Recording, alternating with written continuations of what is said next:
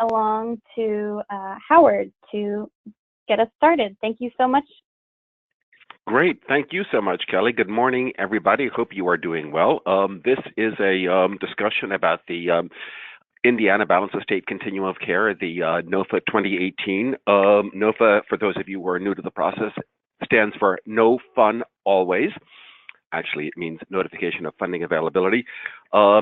In the old days, one used to look forward to the summers as a time to take it a little easier, maybe get to the beach, maybe set the kids away and stuff like that. But now HUD has designated our summers as NOFA seasons. So we get to spend our summer working on the intricacies of the NOFA. As I'm sure many of you have seen the notice, the final deadline for this process is going to be in September. So we've got some work cut out for us over the next couple of months to make this deadline and secure renewal funding and hopefully additional funding for the Indiana Balanced Estate Continuum of Care. So the stuff that we're going to talk about this morning is, first of all, we'll talk about what new things are in this current notification of funding availability. There are a pretty significant number of changes and some new opportunities. We want to make sure that those are clear to everybody. Want to make sure in the event that people are interested in applying for some of the new project opportunities that they are aware of what the eligible applicants are, what kinds of projects and activities are going to be funded. And as those of you know, HUD requires us to each application needs to be ranked in an order. Not all applications submitted are going to be submitted onto HUD.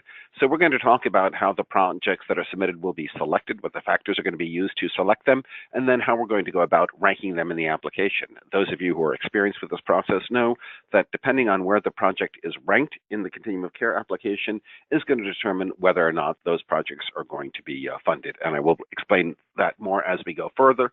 And then we're just going to briefly review some of the policies that Continuum of Care has to make sure that we're all compliant with that. Okay, let's talk about where we are in the process. First of all, and I apologize for the multiple acronyms and initials that are going to appear throughout this presentation, but the first one is the GIW, the Grant Inventory Worksheet. That is the listing of all the projects in the Continuum of Care that are eligible to be renewed in the current competition. Used to be that HUD kept that information kind of private. They don't do that anymore. Now that all the grant inventory worksheets are publicly posted on the HUD website, and if you follow the link that is on this screen, you will be able to see the grant inventory worksheet for the Indiana 502 Continuum of Care. At this point in time, the Resources and Funding Committee has reviewed the information provided by the renewal grants and has been able to score them. Additionally, that committee has reviewed grants that had significant under expenditures, and a number of grants are being reduced in size because they have significantly under expended their funds. Each year, the Continuum of Care has been sending literally millions of dollars back to the Department of Housing and Urban Development, back to the Treasury, not using those funds for homeless assistance in the state of Indiana. The goal here is to minimize the amount of funds that are returned to the federal Treasury, ensuring that providers use as close as possible to 100% of the funding that is available to them. And if folks have more funding than they can adequately spend during the course of the program year, the CoC will look at ways to be able to adjust that budget so that we are spending all of the HUD resources.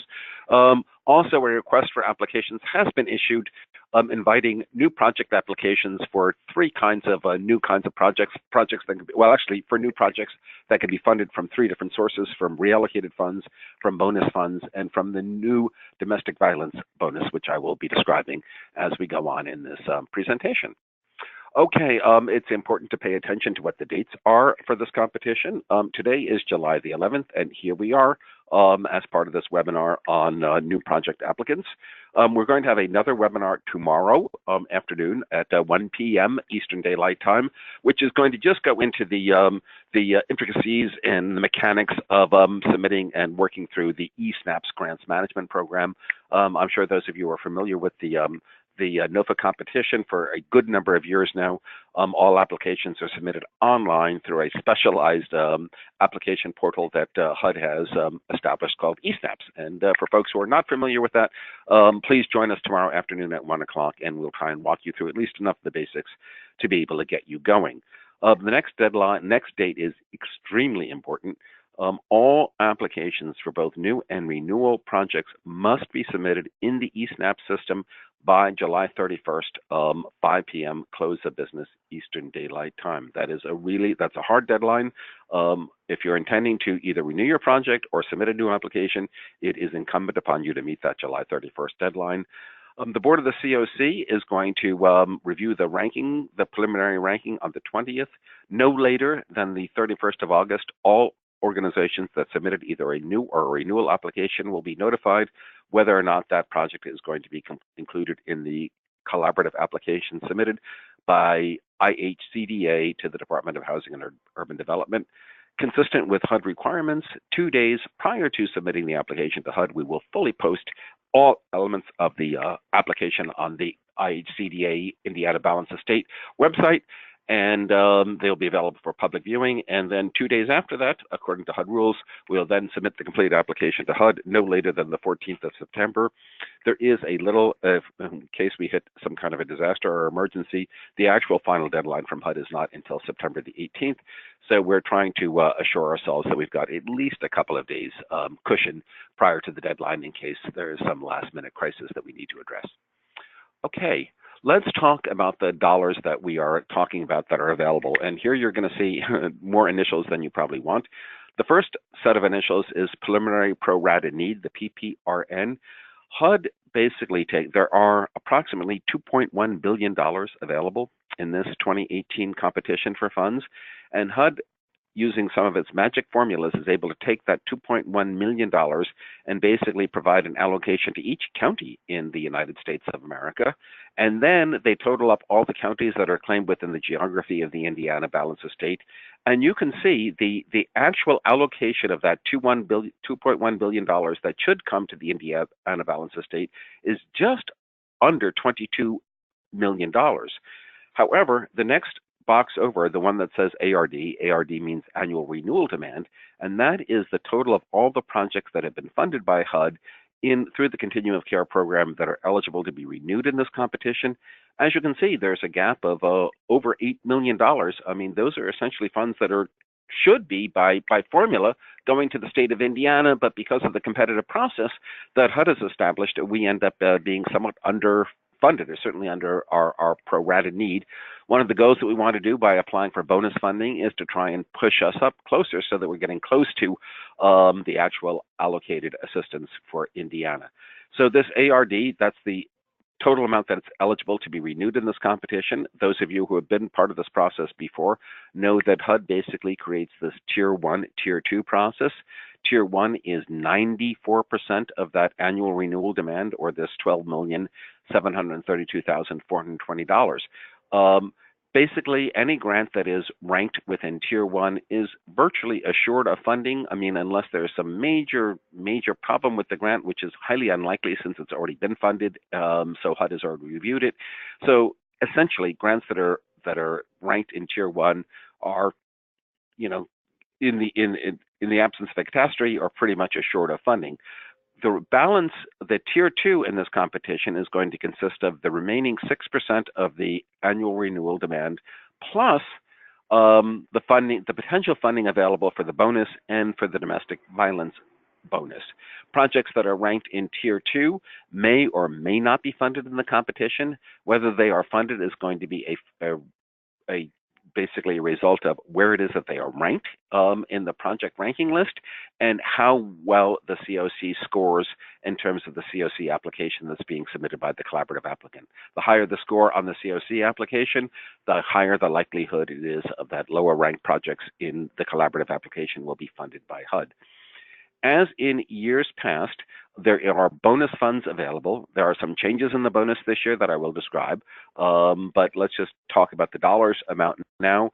The dollars amounts are based on the final pro rata need. The final pro rata need is the greater of the preliminary pro rata need or the annual renewal demand. As you can see, the preliminary pro rata need is indeed greater than the annual renewal demand. So basically, the bonus is equal to 6% of our preliminary pro rata need, and that's this $1.315,943.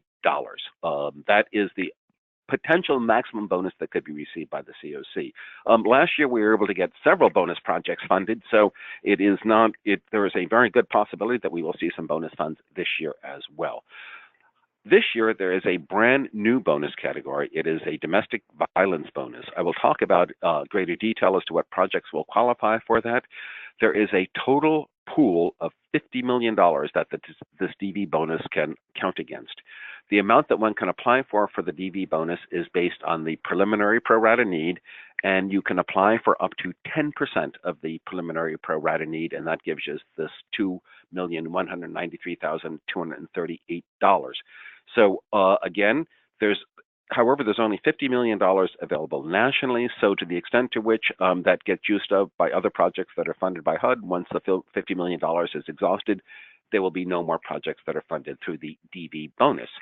In addition to that, new projects could also be established in this continuum of care through the reallocation process. I mentioned earlier in this that the CoC has gone through a process of looking at grants that had underexpended, and through that and some other means, we were able to come up with funds that can be reallocated of approximately $540,000. These are funds that would have been going to renewal projects, but are now available to go to other new projects for funding. Basically, what this means is that we are assured, pretty much virtually assured, that we will have some new projects funded as part of this competition. So we strongly encourage folks to submit high quality new projects in this competition, because we are hopeful of seeing them funded. Okay, let's talk about what the new things are in 2018.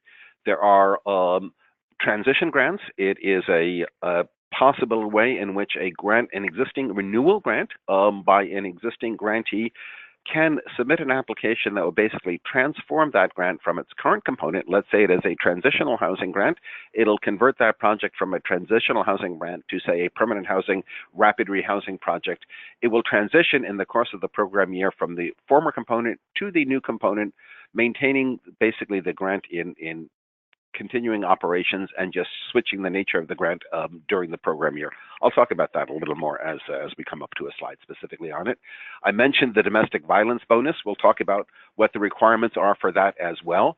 There is a new possibility this year. This applies more for expansion grants, where it's possible to, as part of the renewal application process, to consolidate those grants. It used to be that one can only do that consolidation outside of the competitive process by doing a contract amendment with the field office. Now HUD is incorporating this consolidation process as part of the competition. If grants are consolidated, that means that the projects will go into the competition with multiple grants. At the end of the competition, it will become just a single grant, which should make management much easier for folks. We're also going to talk again a little more about how the bonus and reallocation process is going to work for 2018. Briefly talk about Tier 1, Tier 2, and talk about how it is that we are going to be ranking projects this year. So I made some reference to this concept of a transition grant, but I want to go into some more detail about it now. A transition grant is a new grant. Under the transition grant, an entire project is going to be eliminated in order to create one of the 3 eligible categories of new projects. Remember, a transition grant will be a new project application, so the only thing it can be for is for activities that are eligible for new projects, which include new permanent housing, permanent supportive housing, new permanent housing, rapid rehousing, and the new joint transitional housing and permanent housing rapid rehousing project. Remember, it has to be the same grantee that has the initial renewal grant. That has to be the grantee at the end of the process for the transition grant. Basically, this process of transition would work very well for what we like to call a voluntary reallocation, where a grantee is already funded by HUD. They have made the determination that the current program component is not as effective as it could be in ending homelessness, and they want to switch to one of those newer funding categories. In that case, basically, it saves a great deal of time and effort. In the old days, if you're going to do a reallocation like that, you would have to close out the old grant. You would then have to wait for HUD to be able to start up a new grant, which frequently can take several months because they are very backed up in their bookings. And it means if you wanted to continue the same staff under the old grant and under the new grant, grantees really face the risk of having to somehow out of pocket or some other means covering the cost of that staff in that process. The transition process basically allows for a seamless conversion of the prior grant to a new eligible grant. HUD has some special rules for it. One of the major rules is that, let's say the prior grant was you wanted to switch from a permanent supportive housing to a rapid rehousing. Let's say you had a permanent supportive housing grant for families, found that that really wasn't the need in your area. What the families really needed was a rapid rehousing grant. What you would do is you could spend no more than 50% of the funds in next year when your grant is awarded on the old component, the old permanent supportive housing, and have to spend at least 50% of the funds in that contract year on the new permanent housing rapid rehousing component. Because a transition grant is a new grant, it means that the grant has got to meet all project threshold and project quality factors, which we also discuss a little more. So there's slightly greater scrutiny of new grants than of renewal grants. It is 1 year to completely transition, and also transition grants cannot be consolidated with other grants, and I will explain a little more what that means when I talk about consolidation grants. Okay, that is the transition grant. I mentioned the domestic violence bonus, and let me talk about this a little more now. Continuous care can apply for up to 10% of the preliminary provided need, and as you can see, it's just a little under $2.2 million potentially accessible to the Indiana Balanced Estate. There are 3 possible project types. You can do rapid rehousing for families and individuals. You can do the new joint transitional housing rapid rehousing approach, or you can submit a supportive services only coordinated entry project, which will provide coordinated entry services specific to the needs of domestic violence survivors. HUD has made it clear that under the bonus, only one of each one of those components, the rapid rehousing for families, the joint transitional housing rapid rehousing, or the SSOCE, only one of those will be funded as a bonus project for each COC. So that's the only one that can be funded. Since these are restricted funds for DV survivors, the only eligible people that can be served on the projects that are funded under the domestic violence project are people who are survivors of domestic violence, dating violence, and stalking. HUD also mandates that any grantee that gets the DV bonus must follow the Housing First model. And also, for the DV bonus, the only eligible grant term for a new project is 1 year. HUD has slightly different scoring factors for the projects in the DV bonus than they do for other projects that are funded in the competition. For the DV bonus, basically half of the points that are received up to, it's going to be scored on 100 points. 50 points are going to be based entirely on what the Continuum of Care score is. The Continuum of Care score is based on a 200-point scale. So basically divide those 200 points by 4. That'll give you the number of points the project will get for the CoC score. The remaining 50 points are divided half and half. Half of those remaining 50 points are going to go based on the experience of the applicant in addressing the needs of survivors of domestic violence, and the remainder of those points will be based on the quality of the project proposal to address the needs of people in experiencing or survivors of domestic violence. The Continuum of Care bonus for 2018 is a little different. In prior years, this was referred to as essentially as the permanent housing bonus. Sometimes it was called the Samaritan Initiative. But in all cases, prior to this year, the bonus funds could only be used for eligible housing projects. As you can see, they expanded the pool of potentially eligible projects for the bonus this year. Any new project type is eligible. The new project types, which we've mentioned a couple of times, are permanent supportive housing. Be very clear that the populations that one can serve under new projects are restricted. For permanent supportive housing, if you do a new permanent supportive housing project, the only people who may be served are either 100% chronically homeless or people who meet the HUD definition of dedicated plus, which we'll talk about in just a couple of minutes. Or if it's rapid rehousing, the projects can serve families, individuals, and unaccompanied youth, but the folks must be literally homeless on entry. Or they can serve the new joint transitional housing rapid rehousing program, and I'll talk about the eligible populations for that. Additionally, under the bonus, one can also apply for funds to expand the homeless management information system, and also to apply for funds to basically provide either new or additional services for coordinated entry. As I indicated before, the maximum bonus amount that the CoC can receive is going to be 6% of the final pro rata need Indicated, shown here, it's that $1,315,943. It can be one or more projects. There's no limitation, not a limitation on the number of projects that you can fund. It's 1.3 million, so that obviously is going to be potentially 3 or 4 projects in the continuum of care. Consolidation. This applies for renewal grants only, and it's a renewal grant where 2 things are the same. It's got to be the same grantee, and it has to be the same project component. When I say project component, I mean permanent supportive housing, rapid rehousing, transitional housing. So you can combine 2 or more permanent supportive housing projects, 2 or more rapid rehousing projects, but what you can't do is combine through consolidation a permanent supportive housing with a rapid rehousing project. It's got to be the same component type to be an eligible consolidation. Additionally, the process to do this consolidation is a little complex.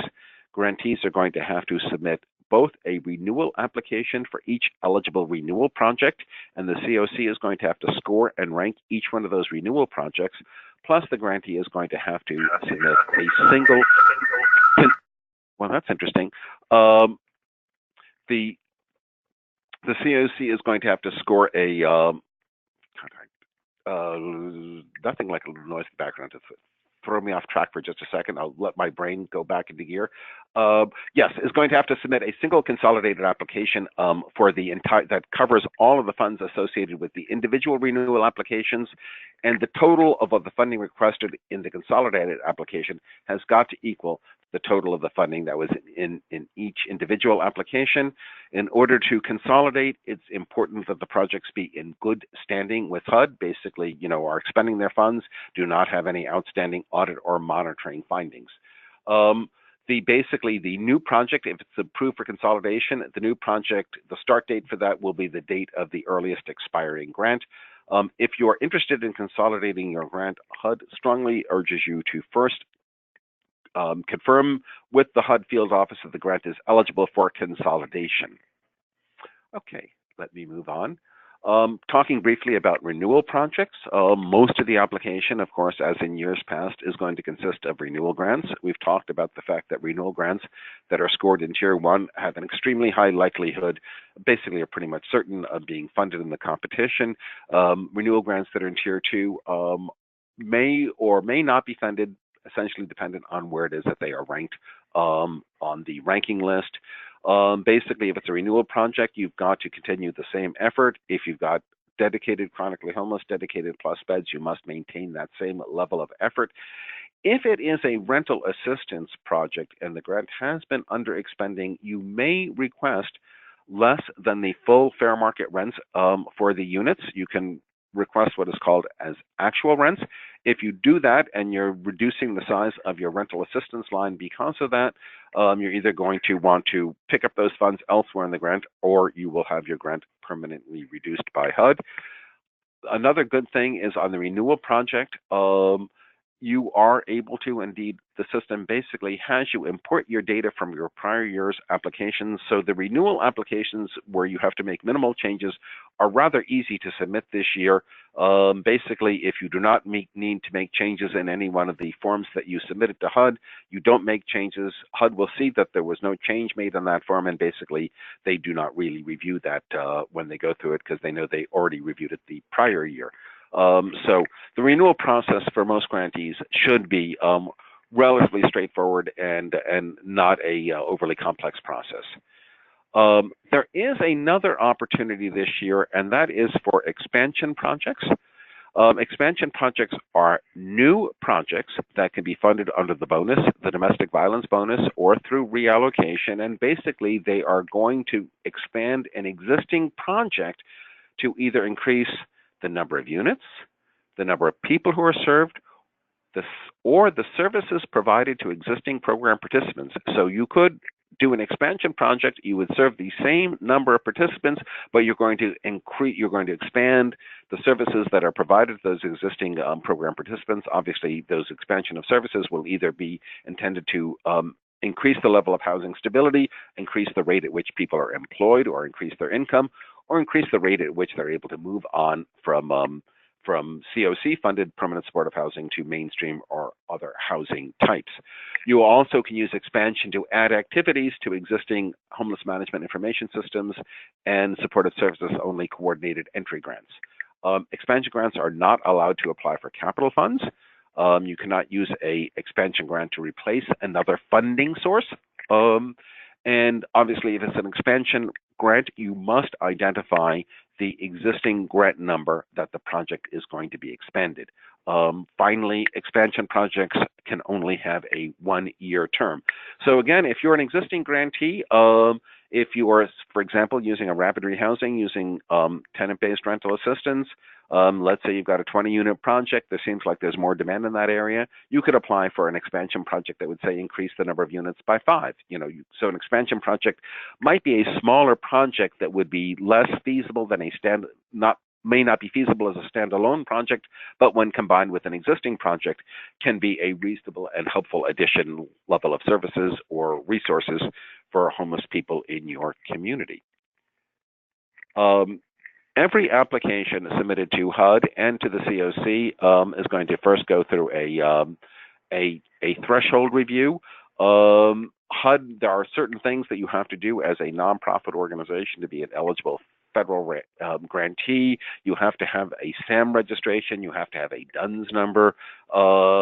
These things are all well explained on the resource materials that are provided by HUD, and we will go through what those resources that HUD provides as part of the eSNAPS training tomorrow.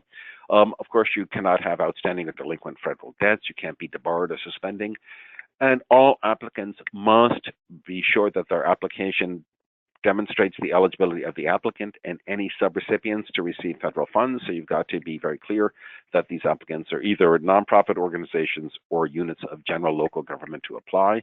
In addition to that, the project must also pass a threshold review. It must be demonstrated to be cost effective, which means that the costs for the project are similar and in line with what cost for other similar projects in the jurisdiction. The project obviously must demonstrate willingness or actual participation in the homeless management information system. Obviously, if it is a project that is targeting people who are surviving domestic violence, they do not participate in HMIS, but they must participate in a comparable data system. The project must meet the timeliness requirements that HUD has in the NOFA, and all projects must provide a certificate of consistency with the consolidated plan in the local jurisdiction. In addition to the threshold review, there are what HUD refers to as the quality factors, which will be reviewed for all new projects. And it is really important, if folks are seeking new funding in this competition, that the narratives that they do in the application are going to address all of the issues that are addressed in these bullets. So if you're going to apply for a new project, you've got to be sure that your narrative shows that you have experience working with first, that you're identifying with specificity the population that you intend to serve, and that you have experience in meeting the needs of that population. You want to indicate that you've had experience using the Housing First model. HUD provides great emphasis on Housing First. And you want to be able to demonstrate that you have previously had experience in effectively using federal funds, that you have drawn down those funds successfully and you've met the program goals and objectives. HUD is also going to take a look at the housing and supportive services that you are proposing in the application. They're going to want to see that there is some understanding of the needs of the people that are being served, that the housing that you are saying is going to be presented is going to address the needs of these people. So you want to describe the housing that's going to be provided and why that kind of housing is appropriate for the folks to be served. You're going to want to talk about the supportive services that are provided, how frequently those services are going to be provided, what the focus of those services are going to be provided. If you're using any evidence-based practices, trauma-informed care, person-centered planning, you're going to want to describe the fact that you're using those services in your application. You know that HUD provides a lot of emphasis on reaching out and using mainstream benefits so that we're not solely reliant on HUD Continuum of Care funding. So we want to demonstrate how clients are going to be assisted in accessing those mainstream benefits. Want to establish performance measures for the project, which are going to show retention in permanent housing or movement onto permanent housing, increases in employment, increases in non-employment income, increases in access to benefits. Want to show what those outcomes are for the project and that they are going to meet or exceed the standards established by HUD. Obviously, we want to increase people's income and employment, and obviously want to move people rapidly into permanent housing. If it's permanent supportive housing, we want to, that is the housing being provided through the CoC grant, we want to get them into that permanent supportive housing as quickly as possible and help them maintain that housing. If it's rapid rehousing, we want to get them housed as quickly as possible in rapid rehousing, and on top of that, provide them sufficient supports that when the subsidy assistance under rapid rehousing ends, those households are going to be able to maintain their permanent housing. You want to be able to describe how all of those things are going to occur. But there's more. You also want to demonstrate how your project is going to be able to achieve its timeliness goals, and you really want to, in the application, talk about what you're going to do in the first 60, 120, and 180 days after grant execution. So your narrative should talk to those specific timetables and want to talk about expecting enrollment, staffing, and things like that that are going to happen within those time frames. Mentioned before, HUD is going to look at cost effectiveness and wants to see that your costs are in line with what the CoC average costs are for those program types. There should be no outstanding audits. Your audit should classify your agency as low risk. There is a required match for funds. All funds other than those requested for leasing must be matched by at least 25% of funds from other sources. So you're going to want to document that that match is in place.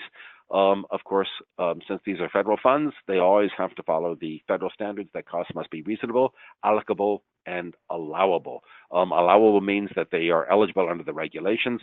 Allocable means that you can basically trace those costs to an eligible program activity. And reasonable means that they are not out of line with what other folks are providing similar services for. This is HUD. All participants should come through the coordinated entry system as soon as it is fully functioning in your given area. All right. HUD does limit the, as I mentioned before, the populations that can be served by new projects. It is highly important if you're applying for a project for new funding that you identify an eligible population to be served by it. If you describe a project that is not eligible for the program component that you're applying for, it is highly likely that HUD would not accept that application as not passing the threshold review.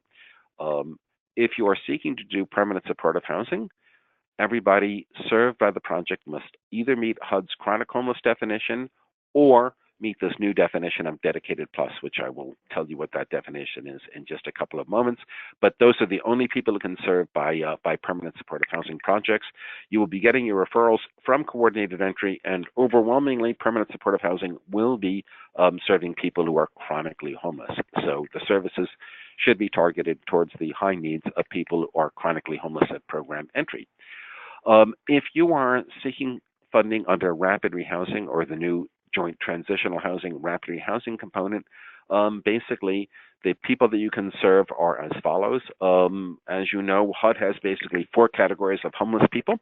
Category 1 are what are referred to as people who are literally homeless. Those are folks who are either living in emergency shelters or living unsheltered, living in places not meant or intended for human habitation. That is category 1, people who are homeless.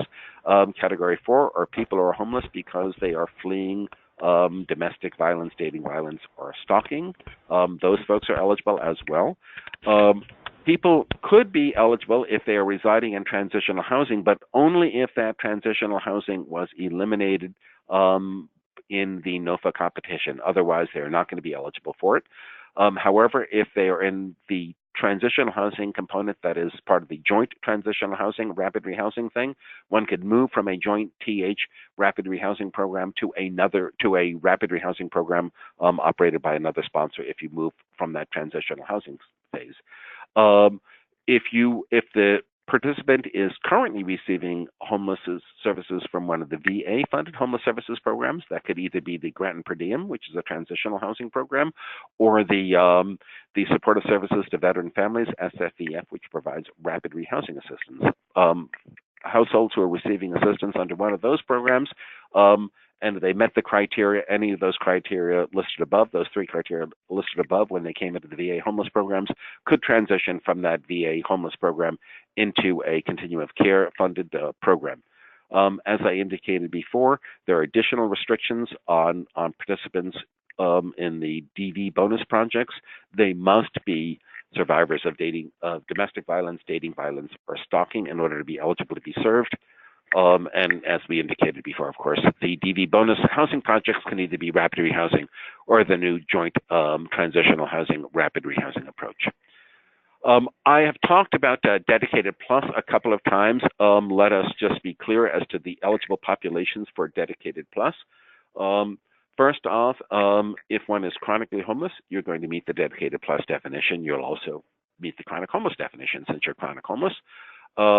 You're also going to be eligible for Dedicated Plus if you are residing in a transitional housing project, but that is going to be eliminated. And prior to entering into that transitional housing program, the participant did meet the chronic homeless definition. There is also a way under the Dedicated Plus that you can provide services to people who had been housed in permanent housing but were unable to retain that housing and have ended back again homelessness.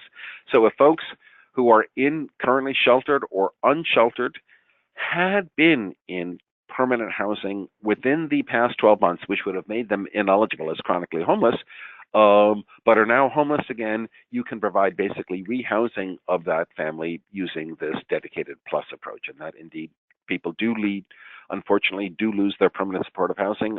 This is a way to be able to provide housing assistance to them without those poor folks having to then go through another year of homelessness to be able to qualify for chronically homeless again. Another population is people who are residing in the transitional housing funded as part of the joint RRH approach, but who were also chronically homeless prior to entering the program. Also, many of you know that the chronic homeless definition has within it, to be chronically homeless, you must be a disabled homeless individual, and then you have to be homeless either for a continuous period of time of 12 months or have what HUD would occasionally refer to as 4 occasions of homelessness in 3 years.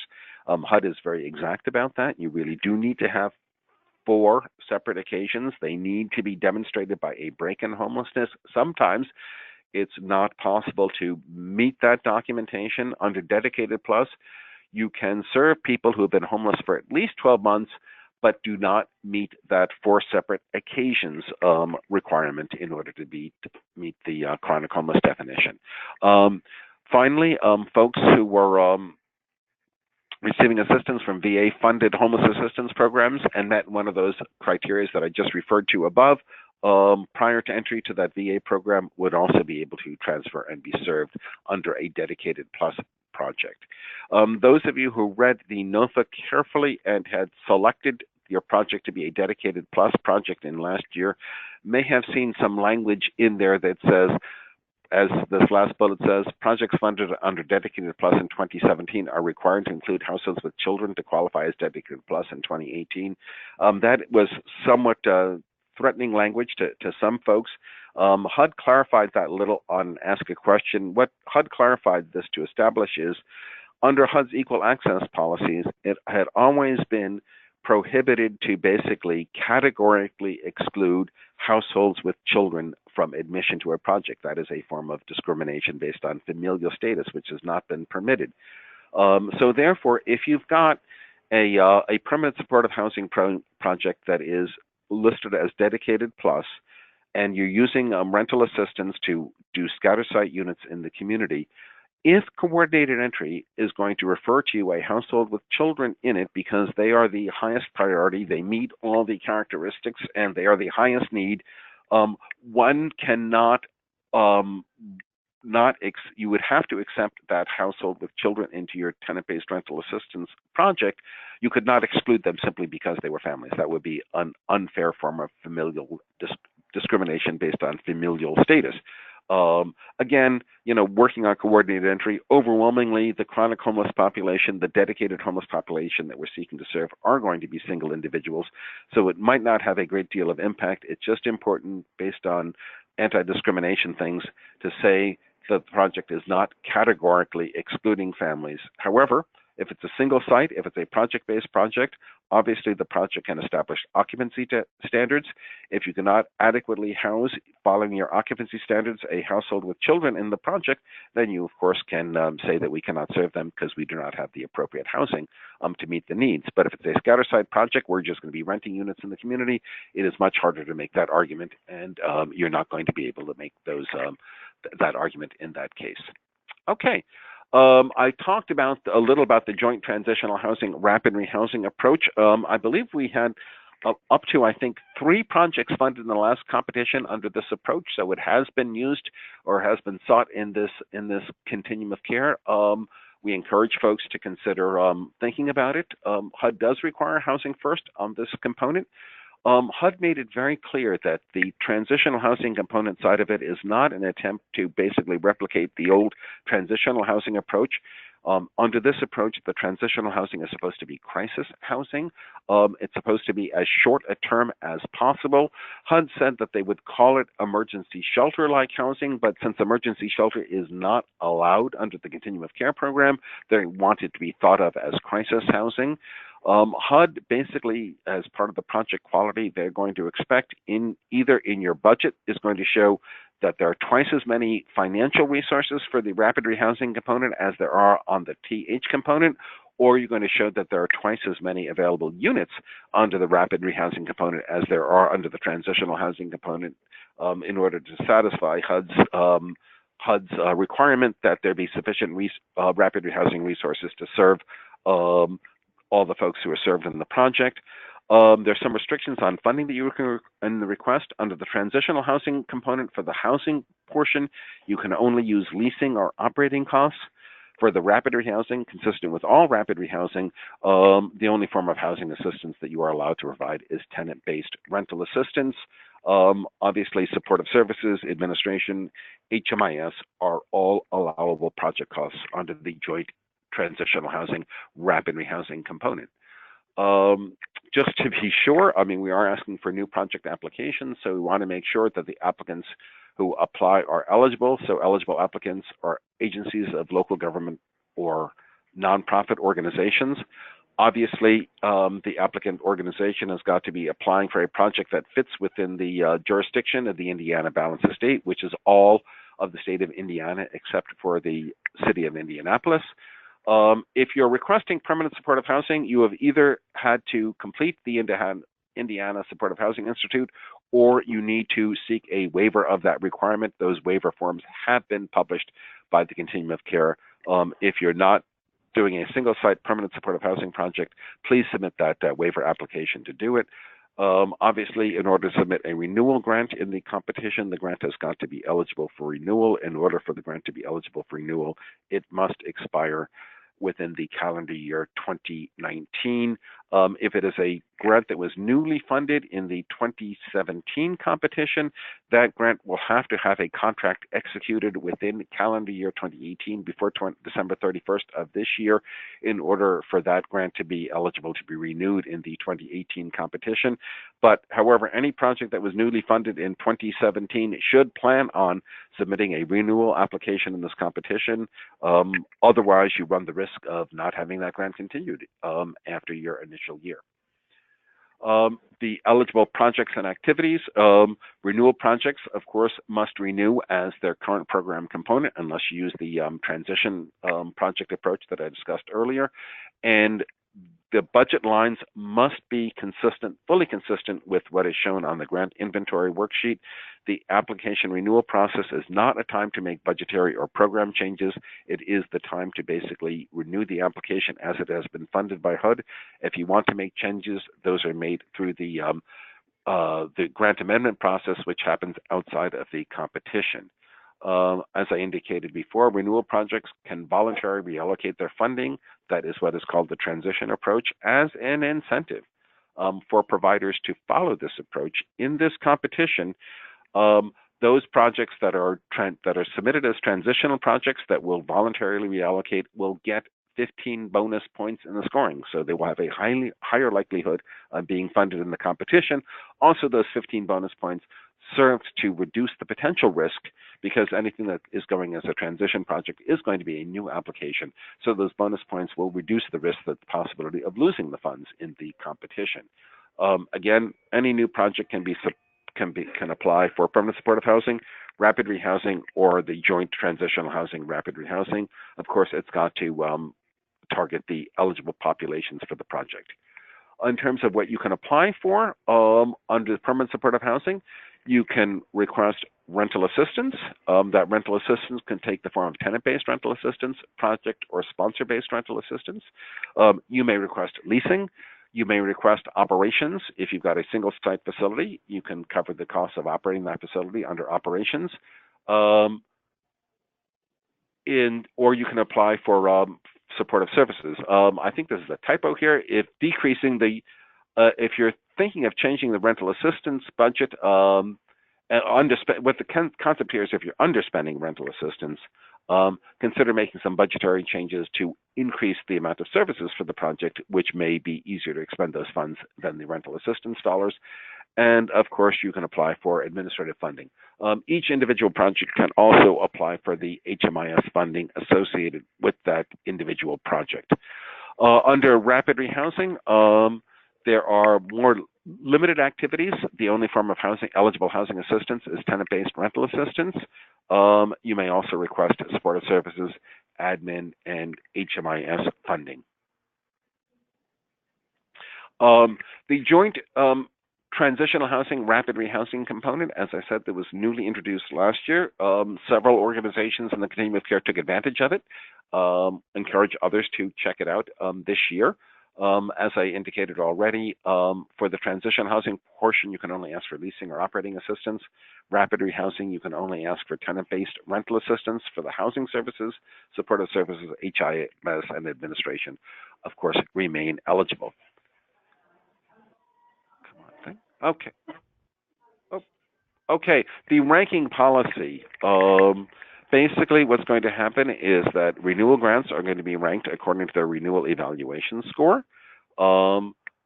First-time renewals and those projects that do not have a full year of operational experience are going to be ranked below the scored renewal grants. The HMIS and coordinated entry grants will be held harmless, meaning they will be ranked, they will not be scored, but they will be ranked in Tier 1 to ensure that the CoC is able to continue to access those essential services for the CoC. New projects will be ranked under that. New projects are going to be ranked by their score. As we said, of the DV bonus projects, the highest scoring DV bonus project for each component will be included in the application. The final ranking is going to be based on the score of the projects. Renewals, we indicated, are going to be scored on a 100-point scale. To automatically to not have to submit a project improvement plan, applicants are going to have to score at least 65% of the highest scoring application. Projects that do not score that may not be renewed unless they submit a satisfactory performance improvement plan in order to show that they're going to be able to improve their performance enough to do it. As we indicated in the past, we have been looking at under expenditure of funds.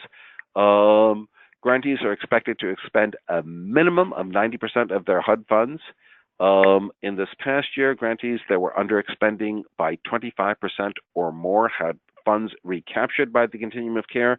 In future years, grants underspending by smaller amounts like that are going to be at risk of having their funds recaptured by the CoC. The policies from the NOFA are all projects have got to follow the Housing First model. Again, there's the expectation that at least 90% of the funding is going to be expended. All applicants have got to be assessed, all participants assessed using the assessment tool of the CoC, the VI-SPDAT, Vulnerability Index Service Prioritization Decision Assessment Tool. And all admissions must come through coordinated entry when that is fully operational in your part of the continuum of care. Okay, I see that there are some questions in the chat box. There's also a time when we can open the lines for other questions. Let me see if I can scroll this chat box, as I say, scroll down a little and see if we can address some of these questions that are, oh my, there's several. Okay, is the webinar muted? Yes, it was. More information on what the CoC score is regarding the scoring of DV bonus projects. Okay, the CoC score, as I indicated, CoCs are going to be scored on a 100-point scale. I'm sorry, on a 200-point scale, similar to, very similar to the process that it was last year. That 200-point scale, about 80 of those 200 points are going to be based on the performance as the CoC has already reported to HUD. So that's going to be talking about permanent housing placement, permanent housing retention, increases in employment, increases in income of participants in the program. So all of those will add together to be part of the CoC score. Those 200, as I said, 80 of them are going to be on performance. The other 120 are going to be talking about how the CoC is organized. And they're also going to be talking about the extent to which we have fulfilled HUD requirements in terms of publicly posting, following policy priorities like housing first and procedures like that. All of these scoring factors are really exhaustively and extensively outlined in the notification for funding availability that HUD has issued. That NOFA is published on the Indiana Balance of State website, and we encourage you to take a look at it to get a great deal of detail on that. As I said, that those 200 points that are available for the CoC score will equal to 50% of the points that are associated on the DV bonus projects. The remaining 50 points are going to be based on, first, the experience of the applicant in meeting the needs of DV survivors, and also the quality of the plan to meet those needs of DV providers. Regarding expansion projects, we currently offer our DV victims to a lead agency who currently provide rapid rehousing to them. I would like to apply for additional funds to expand services off to domestic violence. Yes, so basically, this is a good question. You can have an existing project that is providing, say, rapid rehousing that is not necessarily targeted to domestic violence victims. You can definitely have an eligible application that you want to expand your existing rapid rehousing project under the DV bonus, in which case, in addition to the rapid rehousing units you're serving to the general population, you're going to have a certain number of rapid rehousing units that are going to be restricted, dedicated towards serving people who are survivors of domestic violence. That would be an expansion project that is completely allowable to do a DV bonus project that is an expansion of an existing project. And so, yes, that is completely doable as an expansion project, and that is probably the appropriate way to do that. I mentioned that new project applications have a one-year term. Does that mean it isn't eligible for renewal after the first year? No. That means any project that is submitted for a one-year new grant means that it is going to be eligible for renewal in the 2019 competition. As folks who were newly funded last year have no doubt discovered, that means that you are in most instances going to be submitting a renewal application before your existing grant has even been executed by HUD. It's a funny way the process works, so you're going to renew something you've never even started doing yet. That is why we have a special scoring process for those applications to make sure that we do not lose that funding. Also, HUD is very clear. You could not, for example, get a project that was newly funded like last year, has not started operations. You could not reallocate those funds to another purpose in this year. Any project that was newly funded in the first year has got to be renewed at least once before it's possible to potentially reallocate those funds to another use. Not that one is saying that one would reallocate it. So therefore, although we've said one-year term for the grant, that does not mean it will be a one-year project. It only means that you're going to have to renew it a year from now. Okay, can DV bonuses used for DV victims at risk of homelessness? Oh, yeah. So good question there as well. Unfortunately, again, risk of homelessness is what HUD considers to be those Category 2 homeless folks, those who are basically at imminent risk of losing their housing, that within the next 14 days or so, they're going to lose their housing. I am in no way, shape, or form minimizing the anguish that is experienced and the harm that can be experienced by families in a situation like that. However, HUD has made it clear that the only folks who are going to be eligible for serving in those domestic violence are people who are literally homeless, but they're literally homeless because they have had to leave whatever housing they may have had because of the violence that they are experiencing. So they must be literally homeless, yes. They must both be survivors of domestic violence and literally homeless in order to be housed under the DV bonus. Okay, thanks for all your questions. That's good. All right. Your comment regarding not discriminating against families, what if your grant is only funded for one-bedroom units in a scattered site mode?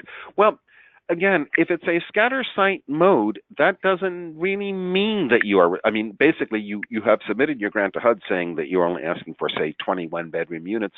However, that doesn't mean that you could not, if you have a family referred to you through coordinated entry, those are the highest priority folks. Basically, obviously, you could not house that family in a one-bedroom unit. You'd have to get an appropriate size unit for that household. And it would mean that when you renew the grant in the next year, you would submit a different renewal package. You wouldn't submit a renewal package for 21 bedroom units, but you do it for, say, 19 one-bedrooms and one three-bedroom unit. So in the initial year, you would have to absorb the cost of that larger unit size.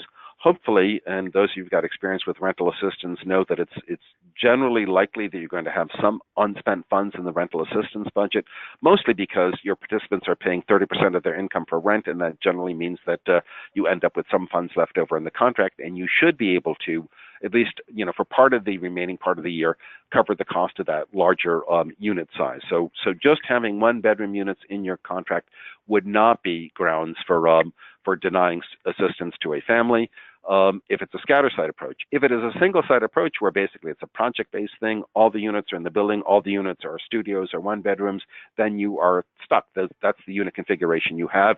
And if you've got a six-person family, obviously they would be severely overcrowded in that one-bedroom unit, and it would not be appropriate to house them in that setting. That would be the way you could do it. You're not categorically excluding. You will serve families, but you will, of course, maintain occupancy standards to make sure you're not severely overcrowding people. Okay. Is the waiver of completion of the Housing Institute required for all PSH applications or just new applications? That the waiver of the Supportive Housing Institute is for new applications. Do I understand correctly that I may reallocate my PSH project to increase funding for supportive services and decrease funding for rent? I have a renewal project that's part of IHCDA. So now you can at any point in time, I think what we're talking about here is a grant amendment. As I said, in the renewal project process, the goal is not to change any of the budget lines or any of the numbers of persons that are served.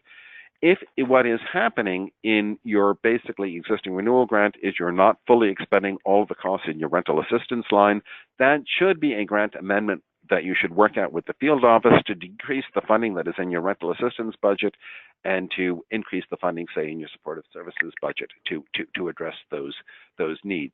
So basically, if it's part of the IHCDA's PSH grant, I think that you should have a discussion with the IHCDA about ways in which you could make it accomplish a grant amendment for that so you can be effectively spending all of the rental assistance.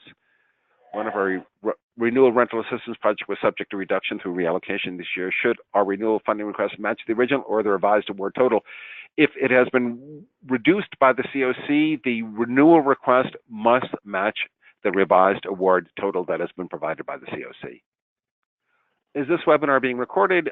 Yes, it is being recorded. So yes, it should be available for you to be able to look at. Again, those of you who are really troubled by insomnia, taking a look at this late at night is considered to be far better than Ambien, so please use this. It's much less habit forming and will not have you driving or eating food or anything like that. Will IHCDA be sending out the GIW? If that is a request for it to be done, it certainly can be done. I've given you the link where you can access it directly from the HUD website, but it would not be difficult for us to send that out to everybody on the mailing list, so that shouldn't be an issue.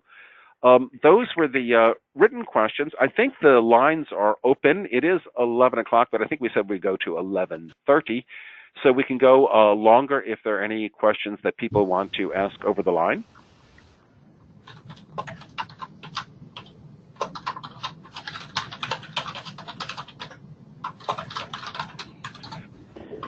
Yes. You poor souls have had to listen to my voice this whole time. I'm sorry about that. Go ahead. I guess I would ask about the new applications in terms of applying for additional support services. Yes, as an expansion. As an expansion. Yes. And what the steps would be to do that. Yeah. Please clarify those steps. Yep. Sure. So first off, of course, that it is it's an expansion project, so it would be a new project application. HUD very specifically in the NOFA says that you can submit an expansion application that will provide additional services to existing program participants. So yes, you can do that. What you're going to have to do is, one, indicate why it is that you need those additional services. It could be, that you've had this project for a while. Your project sort of predated coordinated entry. Your project may have predated the requirements that the project serve basically all chronically homeless people with severe service needs, and your project was not necessarily designed to be serving that high need population that you're now currently serving. And in order to achieve the outcomes that you want to achieve, you need to be able to provide these enhanced services. I would describe very specifically what those additional services are, why they are necessary for your folks, why you were not able to provide them in the past. And we will see. I mean, obviously, it's, they will be scored competitively, and that will be compared to projects that are proposing to provide additional units or serving additional numbers of persons. So if, it will be a competition, but that is definitely an eligible activity. Thank you.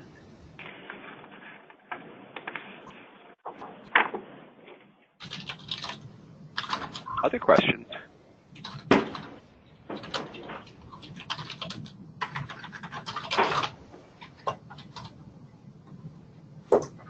I would like to remind everybody, especially folks who have not had any experience working with HUD's eSNAPS grant management system.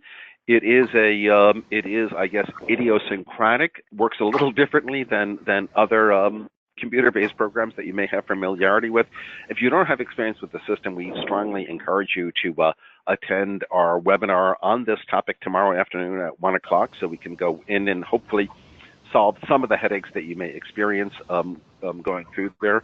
Again, please be sure to visit the hudexchange.info website. Go find the Continuum of Care program. Click on the tab that's talking about the 2018 notification of funding availability.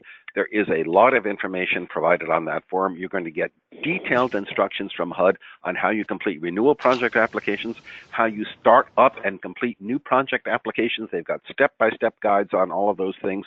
They really are very helpful. I strongly encourage you to take advantage of that. Additionally, HUD has got its Ask a Question feature. You can both look at the frequently asked questions that they publish, but you can submit to the Ask a Question desk questions on any topic. I want you to know if they're sort of more basic questions. HUD has gotten very good in this. I submitted a question to them 2 days ago. I mean, there was a response from Ask a Question within an hour of them. So it's a pretty good service.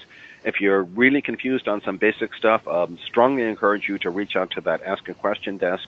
And on top of that, you can be convinced or be confident that anything you get in response from that desk is going to be authoritative from HUD. So please use that resource.